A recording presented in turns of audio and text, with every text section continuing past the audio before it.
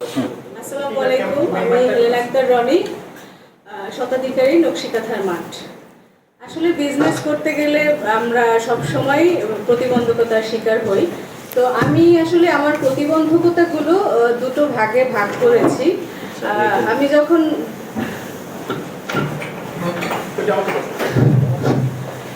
Business plan করার পরে আসলে আমি আমার প্রতিবন্ধকতাগুলো ধরতে পেরেছি। তো এটাও আমার একটা প্রতিবন্ধকতা ছিল যে আমি বিজনেস করি ঠিকই, কিন্তু বিজনেস প্ল্যানটা কি সেটা আসলে আমি জানতাম না। যাই হোক, আমি ফার্স্ট আমার প্রতিবন্ধকতা হচ্ছে যে আমি দুটো ভাগে ভাগ করেছি। একটা হচ্ছে অভ্যন্তরীণ প্রতিবন্ধকতা আর একটা হচ্ছে বাহ্যিক প্রতিবন্ধকতা। তো ফার্স্ট আমরা বিজনেস করতে গেলে আমাদের অভ্যন্তরীণ প্রতিবন্ধকতা যেটা ছিল সেটাই প্রথমে আমাদেরকে ফেস করতে হয়। এর মধ্যে সর্বপ্রথম যেটা ছিল সেটা হচ্ছে পারিবারিক প্রতিবন্ধকতা। কারণ আমরা ছোটবেলা থেকে যখন থেকে এইম সম্পর্কে বুঝতে শিখি তখন থেকে আমাদের ফ্যামিলি থেকে শেখানো হয় যে আমরা ডাক্তার হব বা ইঞ্জিনিয়ার হব বা এই টাইপের শেখানো হয়, কিন্তু কখনোই উদ্যোক্তা বা বিজনেস করার জন্য পরিবার থেকে আমাদেরকে উৎসাহ দেয়া হয় না। বা এটা কোনো নারী হোক পুরুষ হোক কাউকেই আসলে পরিবার থেকে কখনোই বলে না যে তুমি বড় হয়ে বড় ব্যবসায়ী হবো বা উদ্যোক্তা, তো কখনোই না। তো আমরা যেহেতু ওই ছোটবেলা থেকে ওই ডাক্তার ইঞ্জিনিয়ার হব বা বড় কোনো সরকারি কর্মকর্তা হব বা প্রশাসনিক কোনো কর্মকর্তা হব এরকম শিখে যখন আমরা বিজনেসে পা দেই তখন ফার্স্ট আমাদেরকে বাধাটা দেয়া হয় পরিবার থেকে। তো পারিবারিক সব প্রতিবন্ধকতা আমি কি সমস্যার সমাধানও বলবো? তো যাই হোক, ছেলেদের চেয়েও নারীদের ক্ষেত্রে এটা সবচেয়ে বেশি প্রবলেম হয় যে পরিবার থেকে কখনোই সাপোর্ট দেয়া হয় না। তো এক্ষেত্রে সমাধান হচ্ছে যে পারিবারিক প্রতিবন্ধকতা মোকাবেলার জন্য আমাদের কৌশলী হতে হবে। কৌশলীর আসলে কোনো বিকল্পই নাই, কারণ পরিবারকে ম্যানেজ করতে হলে আমাদেরকে কৌশলী মনোভাব নিয়েই আগাতে হবে। এরপরে যে প্রতিবন্ধকতা আসে সেটা হচ্ছে মূলধন। তো বিজনেসে মূলধনটা আসলে সবচেয়ে বড় একটা ফ্যাক্ট। তো এই মূলধনের জন্য আমাদেরকে ফার্স্ট সহযোগিতা নিতে হয় পরিবার থেকে। আর এরপরে বিভিন্ন উৎস থেকে আমরা যখন ঋণ নিতে যাই, ঋণের কথা যখন প্ল্যান করি তখন দেখা যায় যে আমাদের বিজনেসের ঋণ নিতে হলে আমাদেরকে লাইসেন্স দরকার হয়। আর এই লাইসেন্সটাও কিন্তু অনেক বড় ইস্যু। লাইসেন্সের জন্য বিশেষ করে একটা ট্রেড লাইসেন্স নিতে গেলেও সেখানে আমাদেরকে একটা কি বলে শখ থাকতে হয়। এখন একজন প্রান্তিক উদ্যোক্তা যে শুরু করে তার আসলে একটু শখ থাকে না, এটাও একটা প্রতিবন্ধকতা। যাই হোক, এরপরে লাইসেন্স ইস্যু কমপ্লিট হলেও যখন আমরা ঋণ নিতে যাই তখন বেশিরভাগ ক্ষেত্রেই যেমন বিসিক যুব উন্নয়ন তারা আমাদেরকে স্বল্প পার্সেন্টেজে বা স্বল্প ইয়াতে ঋণ দেয় ঠিকই, কিন্তু সেখানে একজন সরকারি গ্রান্টার দরকার। তো এই সরকারি গ্রান্টারটা আমাদের জন্য একটা কি বলে এটা একটা বিস্ফোরণের মতো আমাদের অ্যাটাক করে। কারণ ম্যাক্সিমাম সরকারি কর্মকর্তারা অনেকেই ভাবে যে হয়তো ঋণ শোধ করতে পারবে না, আমার চাকরি মনে হয় শেষ। তো এই ক্ষেত্রে দেখা যায় যে নিজের রিলেটিভদের সাথে অনেক সময় সম্পর্ক নষ্ট হয়, তারা আসলে গ্রান্টার হতে চায় না। এইটাও আমাদের জন্য একটা বড় প্রতিবন্ধকতা। এরপরে আরেকটা প্রতিবন্ধকতা যেটা হচ্ছে যে দক্ষ কর্মীর অভাব বা নিজের দক্ষতার অভাব।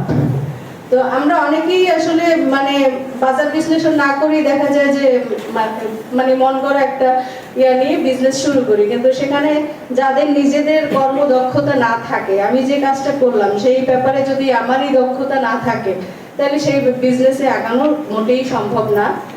আর এরপরে আসছে দক্ষ কর্মীর অভাব। যেমন আমি নকশিকাঁথা নিয়ে কাজ করি, তো বরিশালে কিন্তু দক্ষ কর্মীর অনেক অভাব।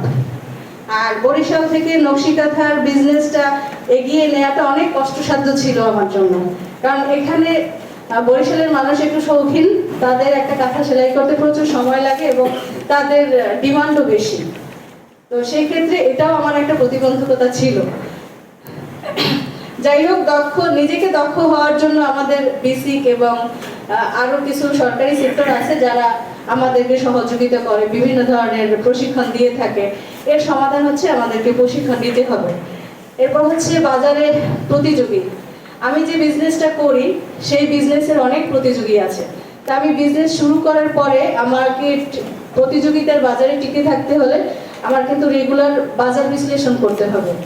আর এক্ষেত্রে আমাদের সবচেয়ে বেশি যেটা দরকার সেটা হচ্ছে আমরা বিজনেসে যে কাঁচামালটা সংগ্রহ করি সেটা আমাদেরকে সংগ্রহ করতে হবে একদম ম্যানুফ্যাকচারার থেকে, নয়তো আমরা প্রতিযোগিতার বাজারে টিকতেই পারবো না। সেক্ষেত্রে হয়তো একটু ইনভেস্ট বেশি করতে হয়, কারণ একটা প্রোডাক্টের সিস্টেম হচ্ছে manufacturer to wholesaler, wholesaler to retailer, retailer to reseller, reseller to customer বা কনজিউমার। তো অনেকগুলো হাত বদল হয়ে আসার পরে দেখা যায় যে প্রোডাক্টের দাম কিন্তু অনেক বেশি পড়ে যায়।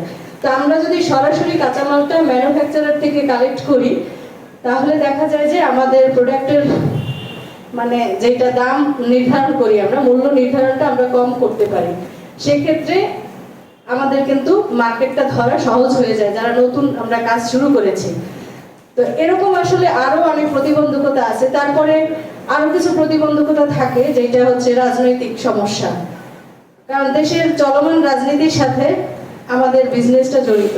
কারণ বাংলাদেশের মানুষ জানে গত 1 থেকে 1.5 বছরের রাজনৈতিক সমস্যার জন্য আমাদের এসএমই উদ্যোক্তারা বিশেষ করে বড় উদ্যোক্তারাও ক্ষতিগ্রস্ত।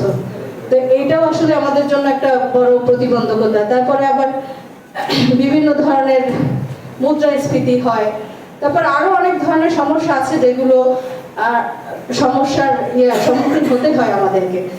এরপরে হচ্ছে আমাদের মানে উদ্যোক্তাদের, বিশেষ করে এসএমই উদ্যোক্তাদের, আমি মনে করি যে এসএমই উদ্যোক্তারা হচ্ছে বাংলাদেশের একটা শক্তি, অর্থনৈতিক একটা শক্তি। তো সরকারের এই সেক্টরটাতে আরো অনেক মনোযোগ দেওয়া উচিত। শুধুমাত্র 2-1টা সেক্টর সম্ভবত তাদেরকে আর্থিকভাবে সহযোগিতা করে থাকে। আমরা চাই যে আরো বিভিন্ন সেক্টর, যেমন আইসিটি মন্ত্রণালয় একটা অনুদান দিয়ে থাকে, তো সেখানে আসলে তারা তাদের মতো করে বাছাই করে, সেখানে যদি বিসিক বা যুব উন্নয়নকে অ্যাড করে তাইলে দেখা যায় যে বিসিকের হাতে কিন্তু অনেক উদ্যোক্তাদের সোর্স থাকে। আমি মনে করি বিসিকটা হচ্ছে উদ্যোক্তাদের আতুর ঘর। এখান থেকে আমরা উদ্যোক্তা হওয়ার জন্য যে প্রাথমিক শিক্ষাটা সেটা আমরা বিসিক থেকে পাই, এবং বিসিকের নলেজে থাকে যে কারা কারা আসলে উদ্যোক্তা এবং প্রকৃত উদ্যোক্তা, কারণ উদ্যোক্তা তৈরির কারিগরই হচ্ছে তারা। তো এই সমস্ত অনুদানের ক্ষেত্রে কখনোই তারা বিসিককে ডাকে কিনা বা তাদের কাছ থেকে উদ্যোক্তাদের সোর্স নেয় কিনা সেটা আসলে আমার জানা নেই। তো যদি এরকম বিষয়গুলোতে দেখা যায় অনেক সময় অনেকেই অনুদান পেয়েছে তারা অনেকে উদ্যোক্তাও না, বা অনেকে শৌখিন উদ্যোক্তা।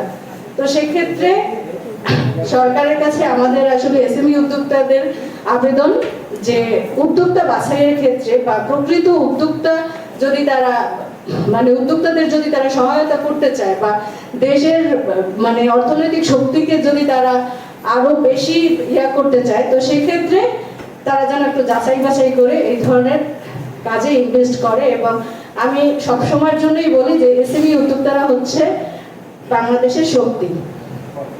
আর ঋণের ক্ষেত্রে একটা জিনিস, এটা আসলে ঋণের ক্ষেত্রে দেখা যায় যে বড় যারা বিজনেসম্যান বা বড় বড় শিল্পপতি যারা, তাদের চেয়েও একজন এসএমই উদ্যোক্তাকে যদি ঋণ দেয়া হয় তারা কিন্তু সেইটার মানে ঋণের যে কিস্তিটা সেটা কিন্তু মানে প্রপারলি দেয়।